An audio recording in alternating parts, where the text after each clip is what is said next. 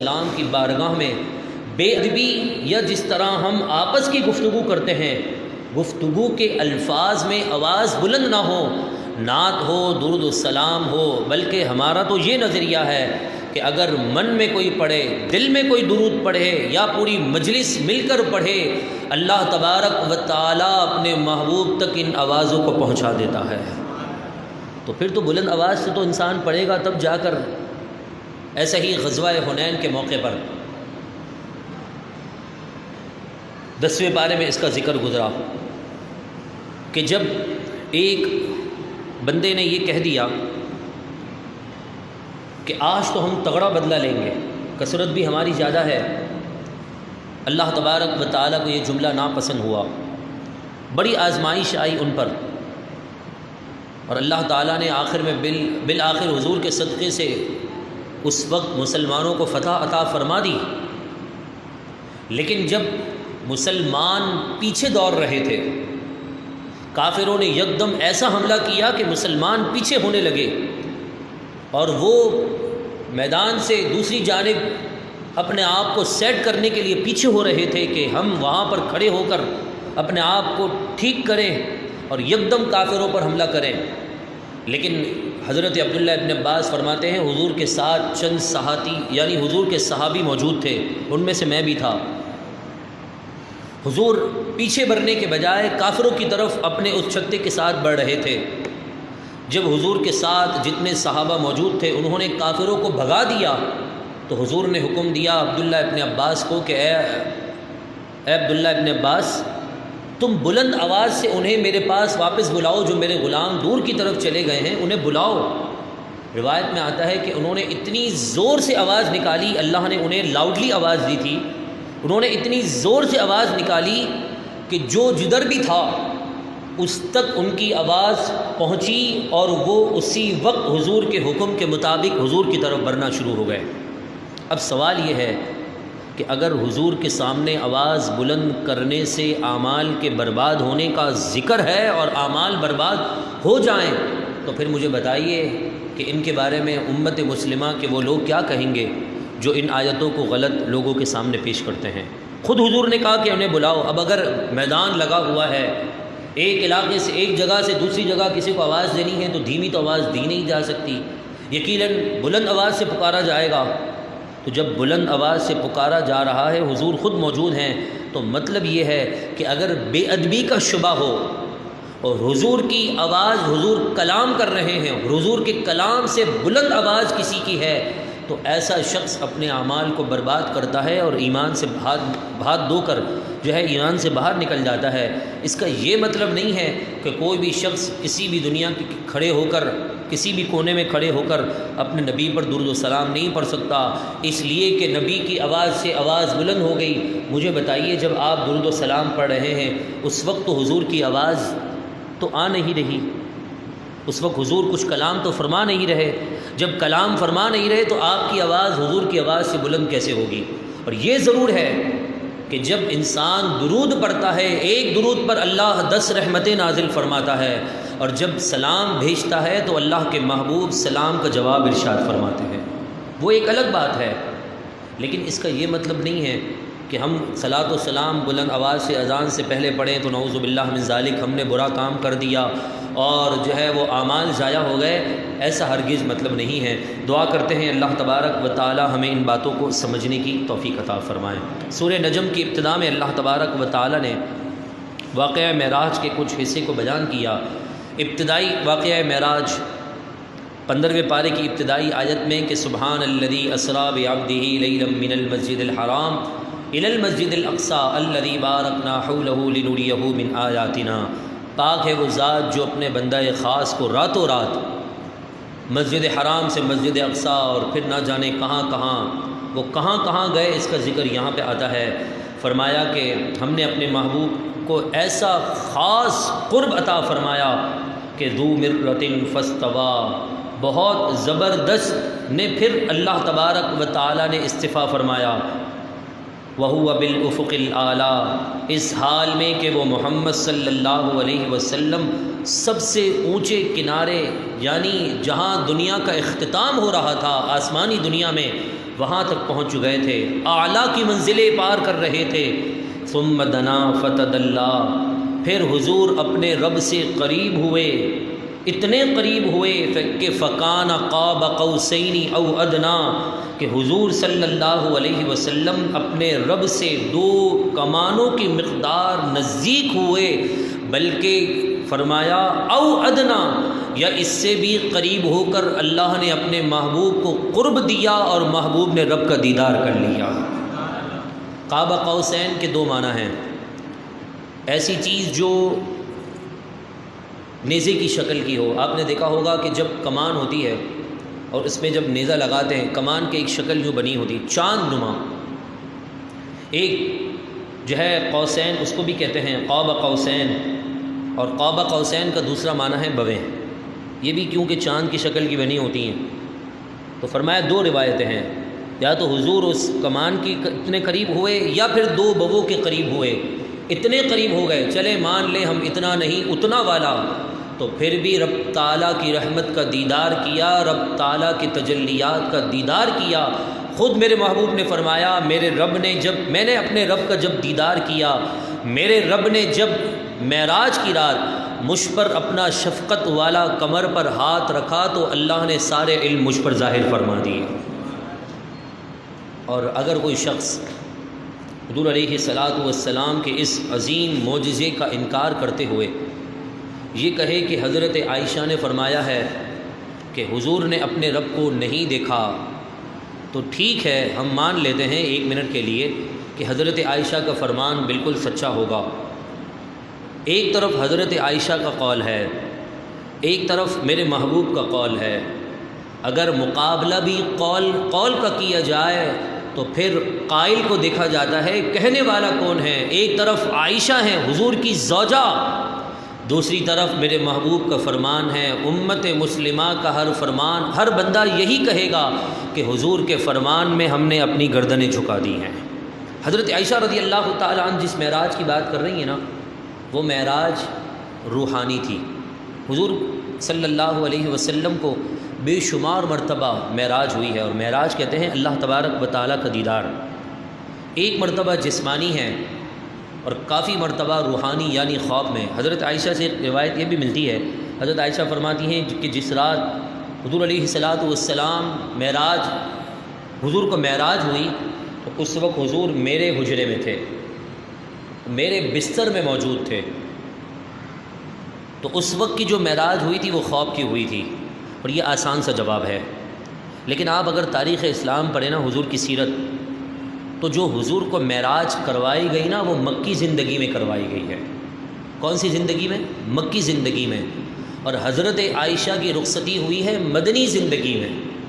اگر بالفرض ایسے لوگوں کے اقوال کو تسلیم کر لیا جائے جو یہ کہتے ہیں کہ حضرت عائشہ نے فرمایا ہے کہ حضور میرے حجرے میں موجود تھے، تو پھر نعوذ باللہ من ذالک بہت گڑبڑ والی باتیں لازم آ سکتی ہیں کہ معراج کی رات حضور حضرت عائشہ کے گھر میں اس بستر میں حضور اور حضرت عائشہ رضی اللہ تعالی عنہ اور میرے محبوب کیا کر رہے تھے، کیونکہ نکاح بھی نہیں ہوا تھا، رخصتی بھی نہیں ہوئی۔ رخصتی جب ہوئی نہیں تو حضور حضرت عائشہ کے گھر میں کیا کر رہے تھے؟ یہ بہت سارے سوالات اٹھ سکتے ہیں، لہذا یہ کہا جائے گا کہ جو جسمانی معراج ہوئی ہے وہ مکی زندگی کی ہے، اور جو حضرت عائشہ معراج کی بات کر رہی ہیں وہ روحانی خواب کی معراج ہے۔ کسی قسم کا کوئی مقابلہ نہیں، کوئی گڑبڑ نہیں۔ اب یہی کہا جائے گا حضرت عائشہ نے بھی صحیح فرمایا اور میرے رب نے اپنے رب کا دیدار بھی کر لیا ہے۔ تو یہ ایک مسلمانوں کا نظریہ ہے۔ چھوٹی چھوٹی باتیں ہوتی ہیں جن کی وجہ سے جو ہے وہ امت مسلمہ کو بہکایا جاتا ہے۔ آپ دیکھیے گا ابھی جب انشاءاللہ زندگی رہی رجب کا مہینہ آئے گا تو حضرت عائشہ کا یہ قول آپ کو گردش کرتا ہوا نظر آئے گا، واٹس ایپ پر، فیس بک پر اور تمام سوشل نیٹ ورکس پر۔ یہ آپ کو قول نظر آئے گا کہ حضرت عائشہ نے فرمایا جس نے یہ کہا کہ حضور نے اپنے رب کو دیکھا تو اس نے حضور پر جھوٹ باندھا۔ وہ اس رات کا قصہ ہے کہ جس رات حضور کو اللہ نے خواب میں معراج کروائی تھی۔ اور ہم جس عظمت اور فضیلت کی بات کرتے ہیں وہ مکی زندگی کی فضیلت ہے کہ جس میں اللہ نے براق کو بھیجا، جبریل کو بھیجا، انبیاء کی امامت کروائی، پھر نہ جانے کہاں سے کہاں گئے، واپس بھی آئے، جنت بھی دیکھی، جہنم بھی دیکھا۔ اور حضور کا جانا بھی معجزہ ہے، حضور کا آنا بھی معجزہ ہے۔ جانا اس اعتبار سے معجزہ ہے، ٹھیک ہے اللہ تعالیٰ نے میرے محبوب کو مقام بلند عطا کر دیا، اور آنا معجزہ اس اعتبار سے ہے کہ حضرت ادریس جب جنت میں گئے نا تو آپ نے پروردگار سے عرض کی مولا تیرا وعدہ ہے جو جنت میں جائے گا وہ نکلے گا نہیں، جو جنت میں چلا گیا وہ آئے گا نہیں واپس، بس جنت میں جو گیا سو گیا، جنت سے واپسی کا کوئی راستہ نہیں ہے۔ حضرت ادریس وہاں رہ گئے۔ دیکھیے صحیح حضرت ادریس کا مقام بھی کتنا بلند ہے، لیکن حضور اپنے امتیوں سے کس قدر پیار کرتے ہیں، جنت میں گئے بھی، جنت کے محلات دیکھے بھی، اور غم امت میں واپس آ کر اپنے گناہگار امتیوں کو جنت میں بھی لے کر جائیں گے انشاءاللہ۔ تو لہذا یہ حضور کا جانا اور آنا دونوں اعتبار سے معجزات ہیں۔ اللہ تبارک و تعالی ہم سب کو ان باتوں پر یعنی ان نظریات کو سمجھنے اور پھر ان پیغامات کو عام کرنے کی توفیق عطا فرمائیں۔ اس کے بعد سورہ قمر ہے، سورہ قمر کے بعد سورہ رحمان ہے، جس کا ذکر انشاءاللہ، جس کی پوری مکمل تفسیر 27ویں شب کو رات صلاۃ التسبیح کے بعد انشاءاللہ تقریباً 1:45-2 بجے کے قریب انشاءاللہ سورہ رحمان کا ہم درس سماعت کریں گے۔ اور پھر سورہ واقعہ ہے، سورہ واقعہ میں اللہ تبارک و تعالی نے جنت اور جنت کے نعمتوں کا ذکر کیا اور یہ بھی ساتھ فرما دیا کہ کچھ ایسے لوگ ہوتے ہیں جو مقربین ہوتے ہیں۔ 3 قسم کے جنتی ہیں۔ ایک ایسے لوگ جنہیں سیدھا ہاتھ میں نامہ اعمال دیا جائے گا، وہ بھی جنت کے لطف اندوز ہوں گے، لطف یعنی جنت کی نعمتوں سے لطف اندوز ہوں گے۔ اور ایک وہ ہیں جنتی جو مقربون میں ہیں، اولئک المقربون، ایسے اللہ کے مقرب ہیں کہ جنت اللہ تعالیٰ نے انہی کے صدقے سے دیگر لوگوں کو عطا کرنی ہے، وہ ایسے لوگ ہیں۔ فرمایا ثلۃ من الاولین وقلیل من الآخرین، ایسے مقربین کا گروہ ابتدائی اسلام کے وقت بڑا زیادہ ہوگا، جیسے جیسے وقت گزرتا چلا جائے گا ان لوگوں کی تعداد کم ہوتی چلی جائے گی۔ اور پھر اللہ تبارک و تعالی نے ان نعمتوں کا ذکر کیا جو وہاں پر انہیں رب تعالیٰ عطا فرمائے گا کہ وہ ٹیک لگا کر آرام سے دیگر جنتیوں کے درمیان موجود ہوں گے، جنت کی نعمتوں سے لطف اندوز ہو رہے ہوں گے۔ اور پھر ایک وہ گروہ ہے جنہیں نامہ اعمال سیدھے ہاتھ میں دیا جائے گا، انہیں بھی اعلیٰ نعمتوں کی جنتیں ملیں گی، مگر مقربون یعنی مقربین جو بندے ہیں ان کے درجے اور سیدھے ہاتھ میں نامہ اعمال ملنے والے کے درجے میں تھوڑا فرق ضرور ہوگا، مگر ان کے متعلق فرمایا ثلۃ من الاولین وثلۃ من الآخرین، ابتدائے اسلام ہو کہ اسلام کا آخری حصہ ہو، ہر وقت ان کی تعداد بڑی نظر آئے گی، جنہیں سواد آدم اور ایک عظیم گروہ کہا جاتا ہے۔ اور پھر وہ لوگ جن کے نامہ اعمال الٹے ہاتھ میں دیے جائیں گے ان کا ذکر ہو رہا ہے، انہیں وہاں پر کھولتا ہوا پانی دیا جائے گا، اتنا گرم ہوگا کہ جس کی وجہ سے ان کے اندر کی آنتیں ختم ہوتی چلی جائیں گی۔ اور پھر سورہ واقعہ کے اختتام میں اللہ تبارک و تعالی نے موت کا ذکر کرتے ہوئے 3 گروہ کا ذکر کیا اور فرمایا 3 قسم کے لوگ ایسے ہیں کہ جب ان کا موت کا وقت آتا ہے تو سامنے والا کچھ کر تو نہیں سکتا، مگر اس مرنے والے کے 3 درجے ہوتے ہیں۔ ایک ایسا درجہ جو سیدھے ہاتھ میں اعمال نامے لینے والا ہوتا ہے، فرمایا فسلام لک من اصحاب الیمین، ایسے اصحاب یمین سے کہیں گے اے رسول عربی آپ پر سلام ہے دائیں طرف والوں سے۔ اور پھر فرمایا ایسے لوگ بھی ہوں گے جن کی روح نکل رہی ہوگی تو انہوں نے دنیا کے اندر بڑے گناہ کے کام کیے ہوں گے۔ وَأَمَّا إِن كَانَ مِنَ الْمُكَذِّبِينَ الضَّالِّينَ، وہ مرنے والا جھٹلانے والا گروہ میں سے ہوگا، ان کی مہمان نوازی سخت کھولتے ہوئے پانی سے کی جائے گی۔ وَتَصْلِيَةُ جَحِيمٍ، جہنم میں انہیں پہنچایا جائے گا۔ اور یہ وعدہ بالکل برحق ہے۔ اللہ تبارک و تعالی ہمیں موت کے وقت آسانی نصیب فرمائیں اور حضور کا دیدار نصیب فرمائیں، اور رب العالمین قیامت کے دن میرے محبوب علیہ الصلاۃ والسلام کی شفاعت کے صدقے سے حضور کے قدموں میں جگہ عطا فرمائیں۔ سورہ حشر کی ابتدا ہے۔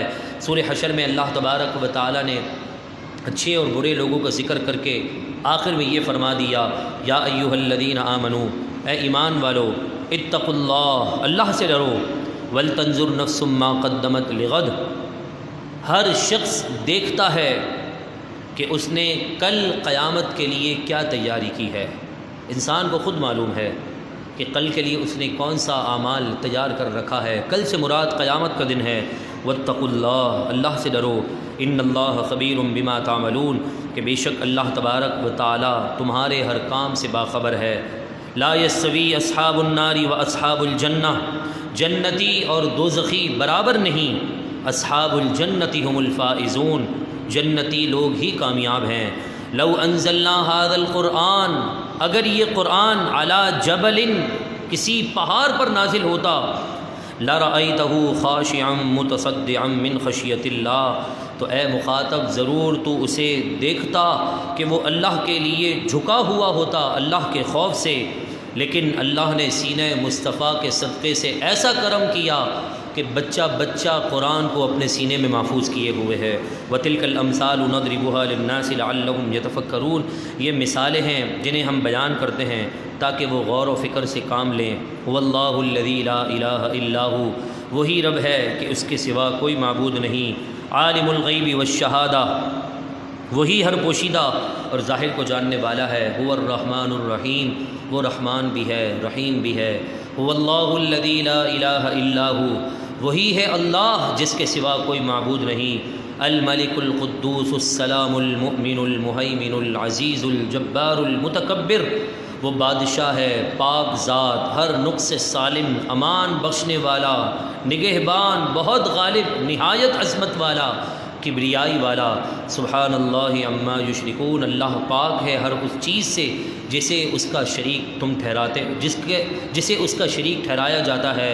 هو اللہ الخالق البارئ المصور له الاسماء الحسنى، وہی اللہ ہے، بنانے والا ہے، ایجاد کرنے والا ہے، صورت دینے والا ہے۔